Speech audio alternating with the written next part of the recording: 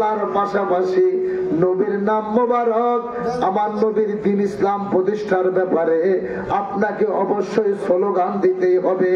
যাও, লাকাদ কানা লাকুম ফি রাসূলিল্লাহি উসওয়াতুন হাসানা, আমার হাবিবুল্লাহর পথ, আমার রাসূলের দেখানো মতকে তোমাদের ফলো করা লাগবে।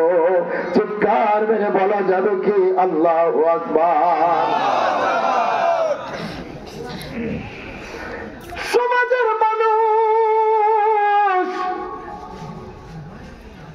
কালেমার দাওয়াত দিচ্ছে, তাওহীদের দাওয়াত দিচ্ছেন,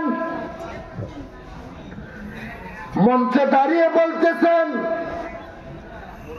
আল্লাহর আইন কায়েম করতে হইব, আল্লাহর হুকুম মানতে হইব, আল্লাহর ইবাদত করতে হইব।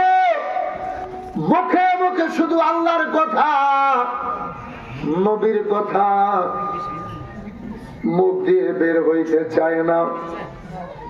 আমি ওই সমস্ত ভাই বন্ধু বাবাদেরকে, আমার সমস্ত মুসলমান ভাই বন্ধুদেরকে বলে যাই, আমার আল্লাহ কুরআনুল কারীমের ভিতরে হাবিবে পাকের ব্যাপারে আল্লাহ বলেন, মা আতাকুমুর রাসূলু ফাখুযুহু ওয়া মা নাহাকুম আনহু ফান্তাহু। আমার আল্লাহ জানিয়ে দিলেন, আমার হাবিব তোমাদেরকে যা যা দিবে সেগুলো তোমরা গ্রহণ করবে। এরপরে আল্লাহ বলে, আমার রাসূল তোমাদেরকে যা যা নিষেধ করবে সেইগুলো তোমরা বাদ দিবে। চিৎকার মেরে বলেন সুবহানাল্লাহ।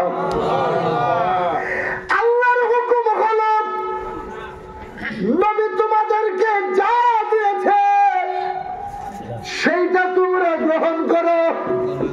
কার হুকুম? জোরে বলেন কার? আরো জোরে।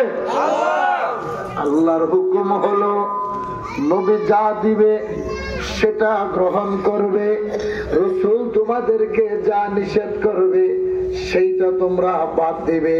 এখন আপনি সমাজের ভিতরে যদি রাষ্ট্র সাজাইতে চান, ইসলাম যদি প্রতিষ্ঠিত করতে চান, সমাজে কোনো আইন যদি বাস্তবায়ন করতে চান, আল্লাহর পাশাপাশি নবীর নাম মোবারক, আমার নবীর দ্বীন ইসলাম প্রতিষ্ঠার ব্যাপারে আপনাকে অবশ্যই স্লোগান দিতেই হবে। কথা বলেন ঠিক কিনা?